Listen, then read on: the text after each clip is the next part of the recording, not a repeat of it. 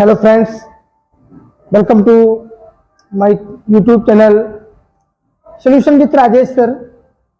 Friends, आज के video में जो भी साथी, जो भी भाई बहन बीएड प्रवेश परीक्षा, बीएड एंट्रेंस एग्जाम की तैयारी कर रहे हैं, 2025 की तैयारी कर रहे हैं, उनके लिए आज के इस वीडियो में एक बहुत ही जबरदस्त टॉपिक लेकर के हम हाजिर हुए हैं। और जो भी पिछले बीएड एंट्रेंस एग्जाम के पेपर हैं, आज उनको लेकर के हम हाजिर हुए हैं। राजस्थान बीएड एंट्रेंस एग्जाम 2008 का जो पेपर हुआ था, उसमें से हिंदी भाषा के कुछ प्रश्नों को आज के इस वीडियो में हमने सेलेक्ट किया है, जिनको मैं बड़े ही अच्छे ढंग से, सुंदरतम ढंग से बताने का प्रयास करूंगा। वीडियो बेहद पसंद आएगा, और अगर वीडियो आपको पसंद आता है तो आप चैनल को सब्सक्राइब, वीडियो को लाइक और अपने दोस्तों में शेयर जरूर करें।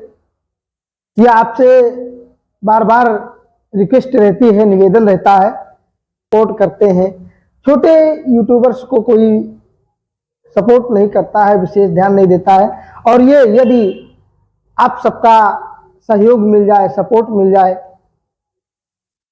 तो छोटे यूट्यूबर्स भी जो है अपनी मंजिल को प्राप्त कर सकते हैं, और उनका हौसला आपके द्वारा ही जो है बढ़ सकता है, मनोबल आपके द्वारा ही बढ़ सकता है।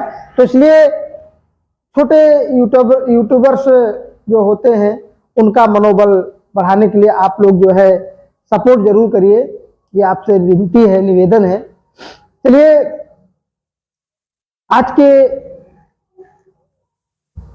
इस वीडियो में जो राजस्थान 2008 का बीएड एंट्रेंस एग्जाम हुआ था, उसके जो है कुछ प्रश्न इसमें हम आपको बताएंगे, और हिंदी भाषा के प्रश्नों को हमने सेलेक्ट किया है। तो चलिए, देर न करते हुए शुरुआत करते हैं आज का सेशन, आज का टॉपिक। दोस्तों, पहला प्रश्न है कि भाषा की अभिव्यक्ति के कौन कौन से रूप हैं। प्रश्न आप देख रहे हैं कि भाषा की अभिव्यक्ति के कौन कौन से रूप हैं। 4 ऑप्शन दिए गए हैं, और जिनमें से आपको एक ऑप्शन टिक करना है, एक ऑप्शन बताना है। तो यहाँ पर देखिए, ऑप्शन दिया गया है। ऑप्शन ए है मौखिक, बी है लिखित, सी पर है लिखित और मौखिक, यानी मौखिक और लिखित, और डी नंबर पे है इनमें से कोई नहीं। तो देखिए, जो भाषा की अभिव्यक्ति है, जो कोई भी व्यक्ति अपनी बात को किसी के समक्ष रखना चाहता है, तो वो क्या केवल बोल करके ही करता है? बताइए, क्या बोल करके ही करता है या लिख करके ही करता है? नहीं, बोल करके, यानी मौखिक और लिखित दोनों रूप से जो है भाषा की अभिव्यक्ति होती है। तो इसलिए option C is the right answer, यानी जो ऑप्शन सी है वह आपका जो है सही आंसर है। अगला क्वेश्चन है कि मानक हिंदी किस बोली से विकसित हुई? क्या मानक हिंदी किस बोली से विकसित हुई? तो यहाँ पर देखिए, जो मानक हिंदी है, इसके लिए जो क्वेश्चन है, 4 ऑप्शन दिए गए हैं: ब्रज भाषा, खड़ी बोली, पहाड़ी और अवधी। तो देखिए, जो मानक हिंदी है, मानक हिंदी वो खड़ी बोली से विकसित हुई है। किस बोली से? खड़ी बोली से विकसित हुई है। तो इसलिए यहाँ पर जो ऑप्शन बी है इज द राइट आंसर, यानी ऑप्शन बी जो है सही आंसर है, सही उत्तर है, खड़ी बोली। चलिए, अगला क्वेश्चन है दोस्तों कि भारतीय संविधान में किस भाषा को राजभाषा के रूप में स्वीकार किया गया है? भारतीय संविधान में किस भाषा को राजभाषा के रूप में स्वीकार किया गया है? ऑप्शन दिए गए हैं अंग्रेजी, हिंदी, उर्दू और क्या तमिल। तो यहाँ पर 4 भाषाएं दी गई है, जिनमें से हिंदी, जो ऑप्शन बी है, हिंदी भाषा को राजभाषा के रूप में स्वीकार किया गया है। इसमें संविधान में, भारतीय संविधान में हिंदी भाषा को राजभाषा के रूप में स्वीकार किया गया है। तो इसलिए यहाँ पर option B is the right answer. चलिए, नेक्स्ट क्वेश्चन है कि हिंदी वर्णमाला में स्वरों की संख्या है। बड़ा ही सरल क्वेश्चन है, लेकिन कभी कभी क्या होता है कि जो क्वेश्चन सरल होते हैं, उन्हीं का हम आंसर गलत करके आ जाते हैं। ये अधिकतर आपने देखा होगा कि जिनको हमें पता होता कि अरे यार ये तो क्वेश्चन हमको आता था, इसका तो आंसर हमें पता था, लेकिन फिर भी गलत हो गया, है ना। तो ये होता है क्या, कंफ्यूजन। कंफ्यूजन बना रहता है जब हम कंफ्यूज हो जाते हैं। तो हिंदी वर्णमाला में जो है स्वरों की संख्या कितनी है, यहाँ पर ऑप्शन दिए गया है क्या, 8, 9, 11, 14। 8, 9, 11, 14। तो जो हिंदी वर्णमाला है उसमें स्वरों की संख्या कितनी है दोस्तों, 11 है। कितनी है, 11 है। ठीक है, चलिए अगला क्वेश्चन है कि पर्यावरण शब्द का संधि विच्छेद कौन सा है। पर्यावरण शब्द का संधि विच्छेद कौन है, क्वेश्चन देख लीजिएगा ध्यान से। पर्यावरण शब्द का संधि विच्छेद कौन है, तो यहाँ पर ऑप्शन दिए गए हैं पर्याधन वर्ण। पहला ऑप्शन है पर्याधन वर्ण, दूसरा है परिधन आवरण, दूसरा क्या है, परिधन आवरण, तीसरा है परिधन आवरण, है ना, परिधन आवरण, और चौथा है परिधि धन आवरण, परिधि धन आवरण। तो यहां पर देखिए जो ऑप्शन परिधन आवरण है ना, ऑप्शन बी, तो यही आपका सही आंसर होगा, पर्यावरण परिधन आवरण, है ना। पर्यावरण, पर्यावरण क्या है, पर्यावरण का मतलब है कि चारों ओर से ढका होना ना, आवरण माने क्या होता है, ढका होना, परिमाने चारों ओर से, चारों ओर से जो ढका है वही पर्यावरण है ना, तो परिधन आवरण। ठीक है, चलिए अगला क्वेश्चन है कि वह शब्दांश जो शब्द से पहले जुड़कर, वह शब्दांश जो शब्द से पहले जुड़कर उसके अर्थ में परिवर्तन ला देते हैं, यानी जो शब्दांश शब्द के पहले जुड़कर अर्थ में परिवर्तन ला देते हैं उन्हें क्या कहते हैं। तो देखिए यहां पर जो है हम आपको बता दें कि जो शब्दांश शब्द से पहले जुड़ते हैं और जुड़ करके किसी शब्द में परिवर्तन ला देते हैं वो कहलाते हैं क्या, प्रत्यय, सॉरी उपसर्ग कहलाते हैं। वो क्या कहलाते हैं, उपसर्ग कहलाते हैं। और जो शब्दांश किसी शब्द के अंत में जुड़ करके परिवर्तन लाते हैं, उसके अर्थ को बदल देते हैं, वो प्रत्यय कहलाते हैं। क्या कहलाते हैं, प्रत्यय। तो यहां कहा गया है कि जो शब्दांश किसी शब्द के पहले जुड़ करके उसमें परिवर्तन लाते हैं, उसके अर्थ में परिवर्तन लाते हैं, तो क्या कहलाते हैं, तो उपसर्ग कहलाते हैं। यहाँ पर 4 ऑप्शन दिए गए हैं, क्या कि निपात, प्रत्यय, उपसर्ग और संधि। निपात, प्रत्यय, उपसर्ग और संधि। तो यहाँ ऑप्शन सी जो है is the right answer, option C सही आंसर होगा। ठीक है, उपसर्ग। अगला क्वेश्चन है कमल के समान नयन, कमल के समान नयन में समास है। बहुत प्यारा प्रश्न, बहुत सुंदर प्रश्न है ना। कमल के समान नयन, कमल के समान नयन में कौन सा समास है ये बताना है। तो देखिए यहां पर जो है 4 ऑप्शन दिए गए हैं, अव्ययी भाव, तत्पुरुष, द्वंद्व समास, कर्मधारय। देखिए कमल के समान नयन, यहाँ पर कर्मधारय समास होगा। कौन सा समास होगा, कर्मधारय समास होगा। Option D is the right answer. ठीक है, चलिए अगला क्वेश्चन है क्या कि स्रोत की दृष्टि से शब्दों को कितने भागों में बांटा गया है। स्रोत की दृष्टि से बताना है। ठीक है, स्रोत की दृष्टि से शब्दों को कितने भागों में बांटा गया है, तो ऑप्शन दिए गए हैं 4, 7, 10, 5। 4, 7, 10, 5। तो यहाँ स्रोत की दृष्टि से शब्दों को 4 भागों में बांटा गया। कितने भागों में, 4 भागों में बांटा गया। ठीक है, चलिए अगला क्वेश्चन है निम्न में से कौन सी भाववाचक संज्ञा है। अगला प्रश्न क्या है दोस्तों कि निम्न में से कौन सी भाववाचक संज्ञा है। ऑप्शन दिए गए हैं भारत, लड़का, कायर और मित्रता, कायर और मित्रता। तो यहां पर देखिए भाववाचक संज्ञा बताना है, तो यहां पर 4 ऑप्शन दिए गए हैं, भारत, लड़का और कायर और मित्रता। तो यहां पर जो ऑप्शन डी है मित्रता, ये भाववाचक संज्ञा है। देखिए इसमें मित्रता शब्द जो है इसमें एक भाव निकल रहा है। जैसे यहाँ पर कायर शब्द दिया गया है, अगर ये कायरता होता, क्या कायरता लिखा होता तो यहाँ पर जो है भाववाचक संज्ञा होती। ठीक है, लेकिन यहाँ पर कायर लिखा है ना, कायर लिखा हुआ, तो यहाँ पर जो है मित्रता शब्द जो है इसमें भाववाचक संज्ञा है। चलिए अगला प्रश्न है कि देश को हानि जयचंदों से होती है। देश को हानि जयचंदों से होती है, रेखांकित में संज्ञा है। जो अंडरलाइन, जिस शब्द के नीचे अंडरलाइन है ना, रेखांकित शब्द है, उसमें संज्ञा आपको बताना है कौन सी संज्ञा है। देखिए जयचंदो जो शब्द लिखा गया है इसके नीचे अंडरलाइन है, जयचंदो शब्द लिखा गया इसके नीचे अंडरलाइन है, इसमें आपको बताना है जयचंदो में कौन सी संज्ञा है। तो ऑप्शन दिया गया है जातिवाचक, व्यक्तिवाचक, भाववाचक और द्रव्यवाचक। तो यहाँ जयचंद, जयचंदों से होती है, तो यहाँ पर जातिवाचक संज्ञा है, किसी व्यक्ति विशेष के लिए संकेत किया गया है। चलिए अगला प्रश्न है कि कर्ता के लिंग का पता ना होने पर क्रिया होती।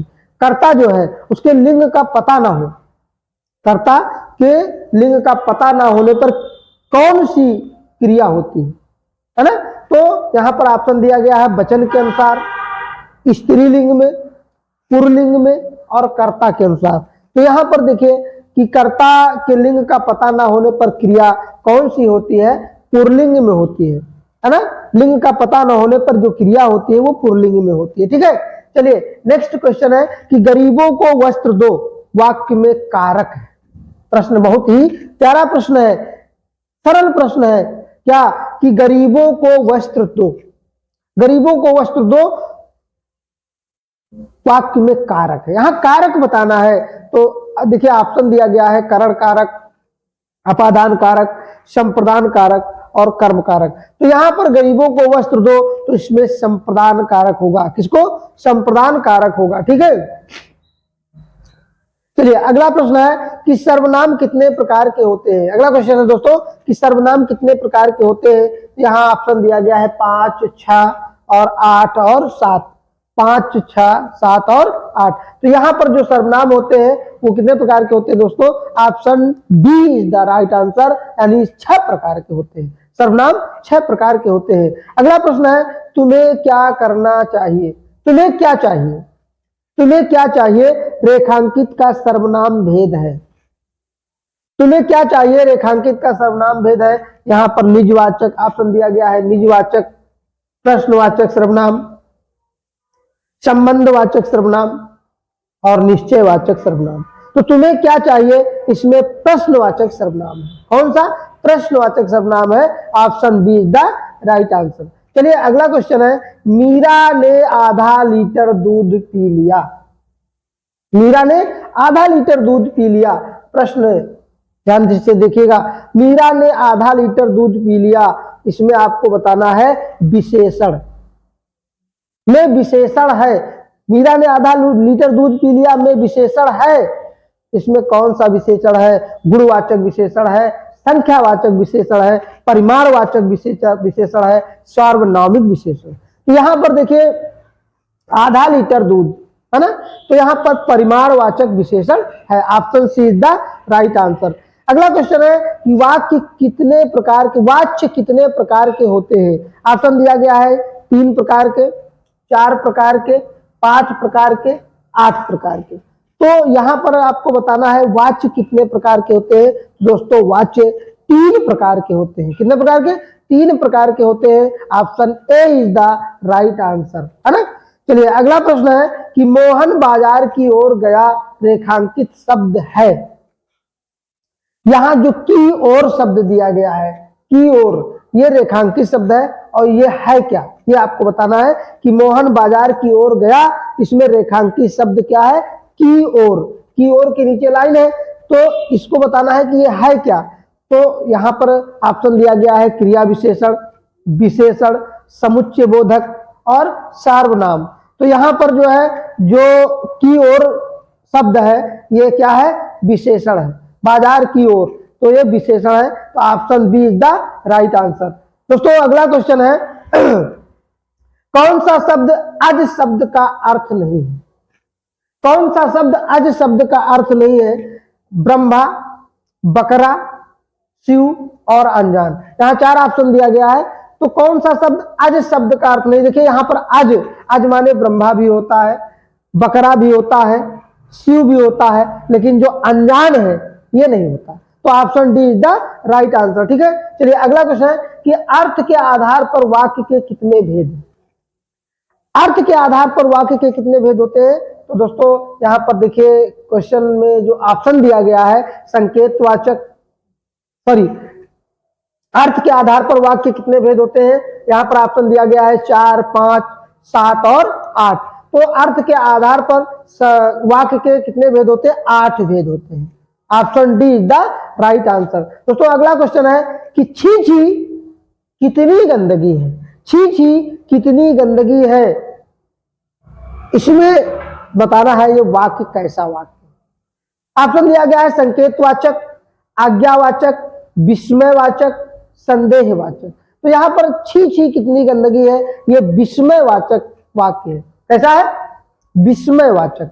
चलिए अगला प्रश्न है, जनता और श्रम के गीत गाने वाले कवि है। बड़ा ही प्यारा प्रश्न दिया गया कि जनता और श्रम के गीत गाने वाले कवि कौन है। तो यहां पर 4 ऑप्शन दिया गया है, अज्ञेय, नागार्जुन, गिरजा कुमार माथुर और दिनकर, रामधारी सिंह दिनकर। तो यहां जनता और श्रम के गीत गाने वाले जो कवि हैं दोस्तों वो है नागार्जुन। नागार्जुन है जनता और श्रम के गीत गाने वाले कवि। Option B is the right answer. दोस्तों अगला प्रश्न और लास्ट प्रश्न है क्या, कि बादल राग कविता के रचयिता है। बादल राग कविता के रचयिता है और ये जो है ऑप्शन है सुमित्रानंदन पंत, महादेवी वर्मा और दिनकर और निराला। दोस्तों इसका आंसर जो है आपको हमें कमेंट करके बताना है। और मिलते हैं अगले वीडियो में एक नए सेशन के साथ, नए टॉपिक के साथ, और तब तक के लिए नमस्कार।